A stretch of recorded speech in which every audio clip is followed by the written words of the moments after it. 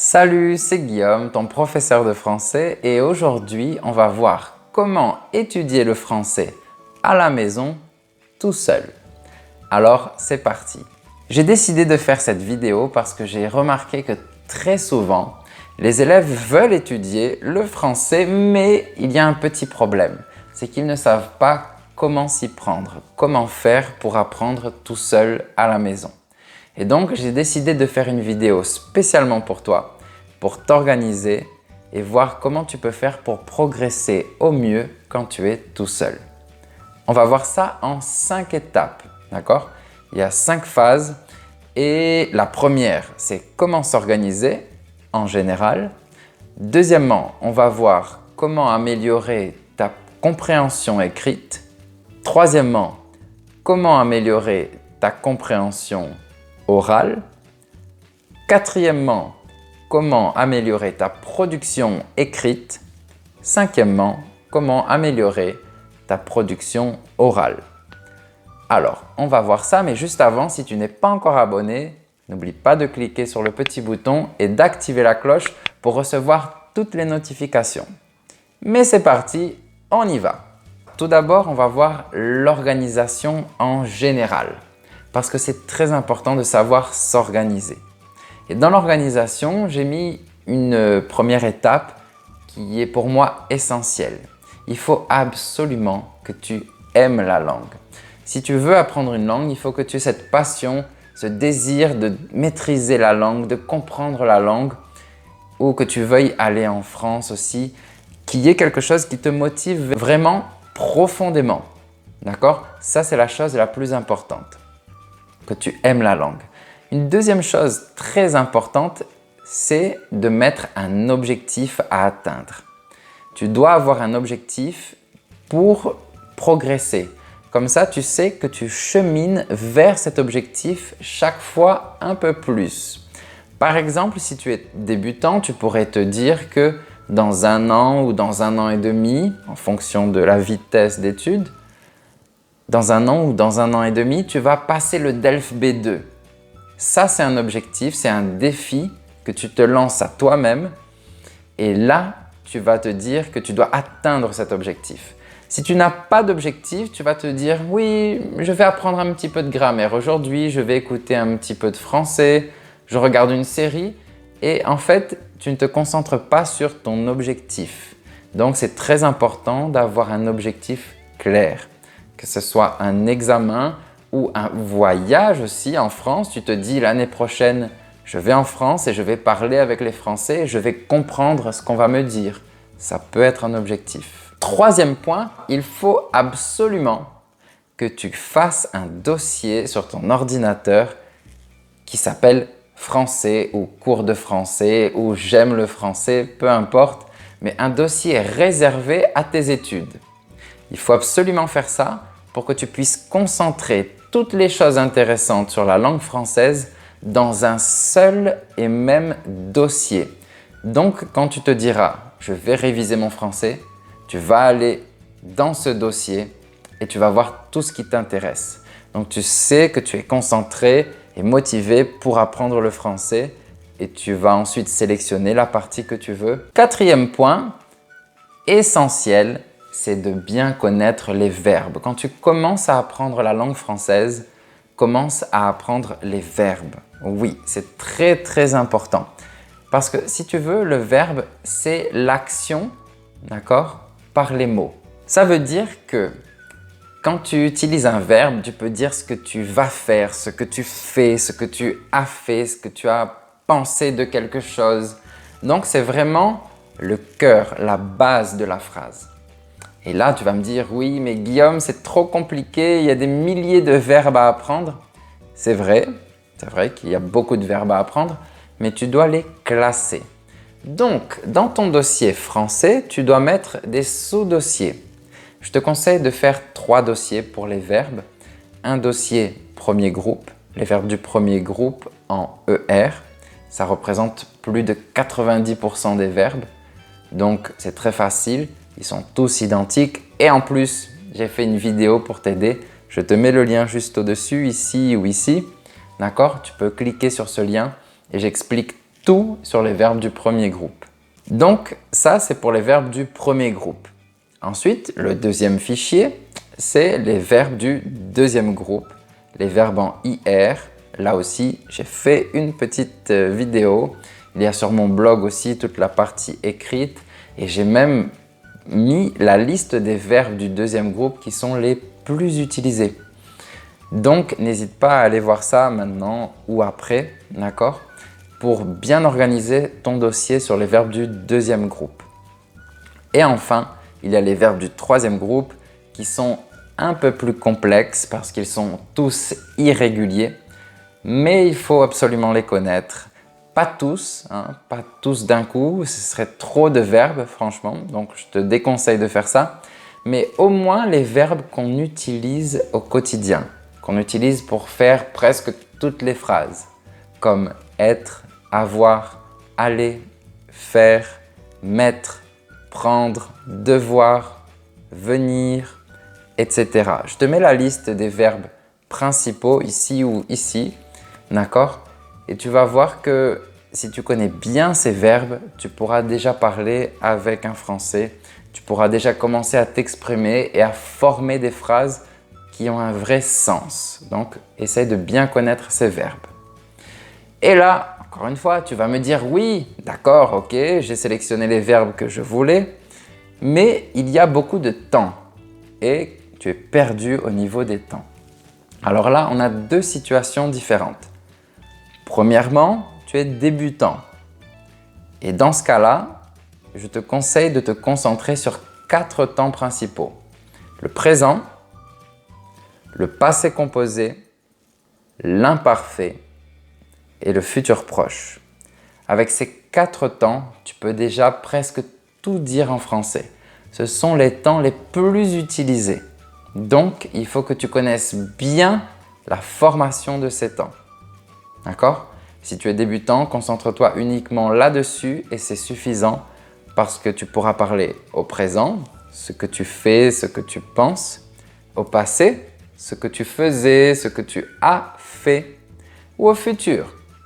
Tu vas aller à la plage, tu vas manger des crêpes, etc.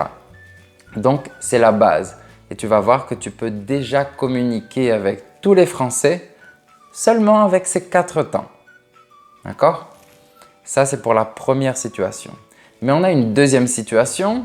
Si tu parles déjà français, mais que tu veux te perfectionner ou que tu as un niveau déjà avancé, mais tu n'arrives pas à progresser un peu plus pour arriver au niveau vraiment confirmé. Donc là, je te conseille de faire des dossiers pour chaque temps ou des fichiers pour chaque temps pour voir le subjonctif, pour voir le conditionnel, pour voir le passé simple si tu aimes la littérature par exemple. Et là, en t'organisant pour chaque temps, tu dois mettre la leçon en première partie dans le fichier, ensuite mettre des exemples et mettre la liste des liens internet qui t'intéressent pour pratiquer ce temps, pour comprendre l'utilisation de ce temps. Voilà, tu verras que c'est toujours l'organisation qui fait que tu vas t'améliorer. Ça, c'est le plus important. Ensuite, un conseil également, c'est d'être curieux et actif. Alors, qu'est-ce que ça veut dire être curieux et actif?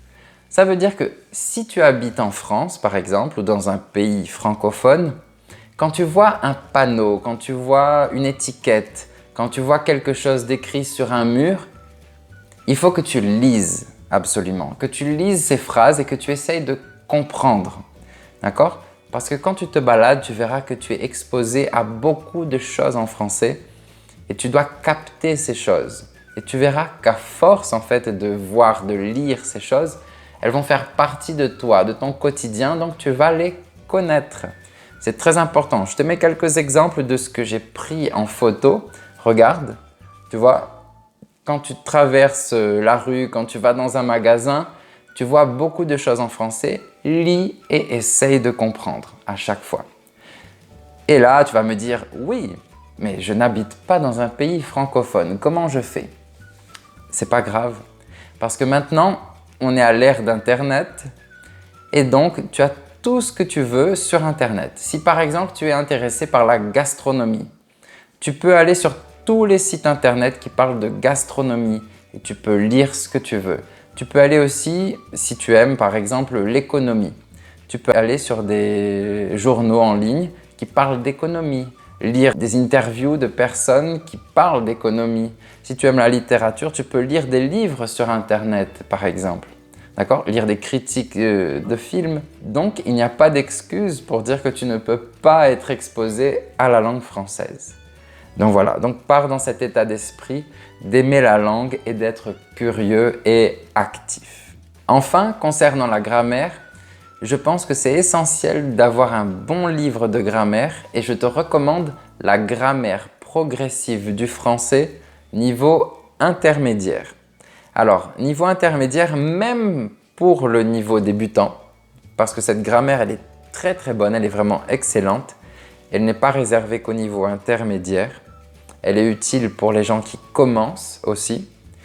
Et cette grammaire intermédiaire, elle est utile pour les gens qui ont un niveau avancé. Parce que c'est une excellente révision, elle est assez poussée. Hein. C'est un niveau intermédiaire débutant et intermédiaire avancé. D'accord? Donc ça prend tous les niveaux. Je ne suis pas sponsorisé par cette grammaire, pas du tout. C'est juste que je la trouve excellente. Donc si tu dois acheter une grammaire, c'est celle-ci. Tu as aussi le petit livre avec la correction des exercices qui est vendu séparément. Mais franchement, c'est un très bon investissement si tu veux vraiment apprendre le français de la meilleure manière possible. Voilà, ça c'est pour la première partie sur l'organisation générale. Je pense que c'est fondamental. Après, si tu veux aller un petit peu plus loin, on va voir 4 autres parties vraiment pour fortifier ton français sur tous les aspects. Et avant toute chose, n'oublie pas que si tu n'es pas abonné, tu cliques sur le petit bouton et sur la petite cloche. Et si tu veux des cours particuliers pour progresser avec un professeur, moi, j'aide mes élèves à progresser en français et tous mes élèves ont réussi le DELF et le DALF et je donne des cours depuis 2012. Donc si tu es intéressé, je te laisse mes coordonnées. N'hésite pas à me contacter. Voilà, mais nous, on se dirige maintenant vers la compréhension écrite. Alors, pour la compréhension écrite, il faut que tu lises, tout simplement, entre guillemets. Hein. Il faut que tu lises des journaux, des articles, des blogs, des livres, ce que tu veux, mais il faut que tu lises. Et il faut absolument que tu acceptes une dure réalité. Avoir plus de vocabulaire, ça prend du temps. Ça prend beaucoup de temps. Parce que notre cerveau est comme ça. D'abord, il ne comprend pas un mot, ensuite il le comprend, ensuite il l'oublie, ensuite il le rapprend et ensuite il l'oublie et ainsi de suite jusqu'à ce qu'il retienne vraiment le vocabulaire. Ça signifie qu'il faut lire, relire, relire, lire d'autres choses pour être exposé au maximum à des mots, aux mots les plus fréquents. Les mots les plus fréquents vont revenir et petit à petit, tu vas les comprendre et les intégrer. Donc, il faut lire pour la compréhension écrite tout simplement. Mais on va aller plus loin. Il faut absolument que tu lises des choses qui t'intéressent. D'accord? Si tu ne prends pas de plaisir, tu ne progresseras pas. Donc, il faut que tu ailles dans le domaine qui t'intéresse. Tout à l'heure, je parlais de gastronomie. Si tu aimes la gastronomie, lis des livres de recettes ou des sites qui parlent de recettes ou des interviews sur des grands chefs français ou francophones. Et c'est comme ça que tu vas améliorer ton vocabulaire. D'accord? Ensuite, si tu veux des choses un peu plus générales, je te conseille pour le journal de France Info. Je te mets le site juste au-dessous. Le journal France Info. Il y a aussi le journal 20 minutes qui propose des articles très courts. Pour la compréhension écrite, c'est vraiment super. Et il y a aussi Euronews où tu peux lire les articles en français et dans d'autres langues. Donc si tu apprends plusieurs langues à la fois, ça peut être intéressant aussi de télécharger l'application Euronews. Attention à une petite chose par contre, il y a une chose qu'il ne faut surtout pas faire, une chose à bannir, c'est les listes de vocabulaire. Alors très souvent, j'ai des élèves qui me disent « oui, je vais faire une liste de vocabulaire concernant tel sujet, etc. » ça ne sert à rien. L'être humain n'apprend pas des listes de vocabulaire tout simplement parce qu'on n'est pas des robots. Donc on ne peut pas intégrer une liste. C'est comme quand tu vas faire des courses, tu n'apprends pas ta liste de courses par cœur. Mais par contre, tu sais que tu dois acheter du poulet par exemple pour faire un plat à base de poulet. Tu vois, c'est pareil pour la langue française. Tu vas apprendre un mot dans son contexte. Ça veut dire que pour chaque mot que tu veux apprendre, tu dois faire des phrases. Comme ça, ton mot, il est en contexte et là, tu pourras intégrer ce mot à ton vocabulaire. Et là, tu peux aussi me dire, mais comment je fais des phrases avec ce mot si je ne sais pas comment l'utiliser, ce mot? Eh bien, tu dois aller dans le dictionnaire pour regarder la définition du mot et tu verras que généralement, pour presque tous les mots et presque tous les dictionnaires, il y a une phrase d'exemple. Et généralement, c'est un exemple du quotidien. Donc, quand tu vas noter ce mot dans ton petit cahier, eh bien, tu mettras la définition et surtout, et principalement, la phrase d'exemple. C'est cette phrase qui va faire que tu vas intégrer ce mot. Deuxième chose à ne pas faire, vouloir tout comprendre. Là aussi, il y a beaucoup d'élèves qui lisent des textes et qui sont complètement démotivés parce qu'ils lisent des textes de 10 lignes et ils vont chercher tout le vocabulaire. Ils essayent de comprendre dans quel contexte utiliser chaque mot, ce que représente chaque mot, à quel temps correspond chaque verbe. Ils perdent 1 heure sur un texte de 10 lignes. Ce n'est pas l'objectif. L'objectif, encore une fois, c'est de prendre du plaisir. Donc oui, il faut lire le texte, il faut essayer de le comprendre au maximum, bien sûr, mais il faut accepter de ne pas tout comprendre. C'est pas grave, vous êtes en phase d'apprentissage, donc on ne comprend pas tout ce qu'on lit et c'est normal. D'accord? Donc il faut noter les mots principaux, les mots qu'on avait déjà vus avant et qui réapparaissent et on se dit « je pense que ce mot il est important ». Donc je vais le noter, prendre sa définition, écrire un exemple du dictionnaire et là c'est intéressant. Et quand tu as bien compris le sens général, c'est très bien, passe à autre chose, d'accord? Prends du plaisir, ne te fais pas de mal, ne te torture pas avec un texte ou avec un mot, surtout pas. Et tu vas voir qu'en faisant comme ça, tu vas progresser plus rapidement et tu prendras beaucoup plus de plaisir à apprendre le français. Pour la compréhension écrite, c'est bon, c'est fait. Mais il faut voir maintenant la compréhension orale. Et avant de passer à la compréhension orale, si tu veux m'aider dans mes vidéos, n'hésite pas à me mettre un j'aime et à t'abonner si ce n'est pas encore fait. Mais on y va. Pour la compréhension orale, eh bien c'est comme pour la compréhension écrite. Il faut absolument que tu sois exposé au maximum à la langue française. Ça signifie regarder des films, regarder des séries, écouter de la musique, écouter des interviews, etc. Mais écouter au maximum, beaucoup de français. Et de nos jours, on a Internet, on a YouTube, donc c'est très facile. Tu as beaucoup de contenu qui est gratuit sur Internet. Le but, c'est de faire une immersion totale dans la langue. Alors, j'ai quelques recommandations à te faire pour écouter du français. Tu as tout d'abord France Info. Je te mets le lien juste en bas. J'ai déjà parlé de France Info et c'est vraiment un site très intéressant parce que tu as des interviews, tu as la radio, tu as le journal en direct, tu as des reportages. Donc franchement, c'est un excellent site pour écouter du français. Ensuite, il y a un autre site qui est excellent pour les étrangers qui apprennent le français, c'est RFI. Alors RFI, c'est un site qui a été conçu en fait avec beaucoup de podcasts. RFI, c'est un site qui contient beaucoup de contenu en français pour les étrangers qui veulent apprendre le français. Il y a même un bonus sur ce site, c'est savoir.rfi.fr. savoir.rfi.fr. Parce que dans cette partie du site, il y a beaucoup de choses que tu peux écouter, beaucoup de podcasts que tu peux écouter pour te préparer pour le DELF. Donc c'est un excellent entraînement pour les examens, mais aussi pour toi, si tu veux comprendre le français, comprendre la langue française parlée. Tu verras beaucoup d'accents différents et il y a toujours des petits exercices à faire pour t'améliorer. Et si tu aimes la culture, je te recommande franceculture.fr où il y a des podcasts qui sont assez longs, entre 10 minutes et 1 heure environ.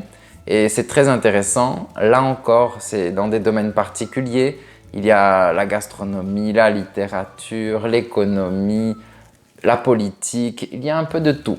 Voilà. Donc n'hésite pas à aller voir franceculture.fr. Donc voilà, je pourrais citer des millions de sites pour la compréhension orale parce que Internet est vraiment très riche, il y a beaucoup de contenu. Mais je pense que tu dois te concentrer sur certains sites pour ne pas te perdre. D'accord? Donc fais ta petite liste de sites et va les voir régulièrement pour apprendre à écouter, vraiment. Voilà, et ensuite, si tu veux avoir des conseils en français et écouter du français assez régulièrement, tu peux également me suivre sur Instagram. Mon compte, c'est professeur français Guillaume et je fais des vidéos très régulièrement. Comme ça, tu pourras t'entraîner à la compréhension orale. Et maintenant, on arrive à la partie de production, divisée en deux. Il y a la production écrite et la production orale. Alors, la partie de production, c'est la plus difficile parce que tu es tout seul. Difficile, mais pas impossible. Alors, on va commencer par la production écrite.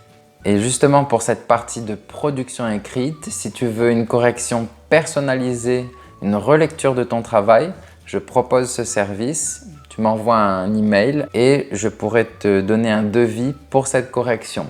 Je prépare également mes élèves au DELF et au DALF. Donc pour tes productions écrites, si tu veux, je peux t'entraîner à cette production écrite. N'hésite pas encore une fois à m'envoyer un message et on conviendra de la meilleure manière pour que tu progresses.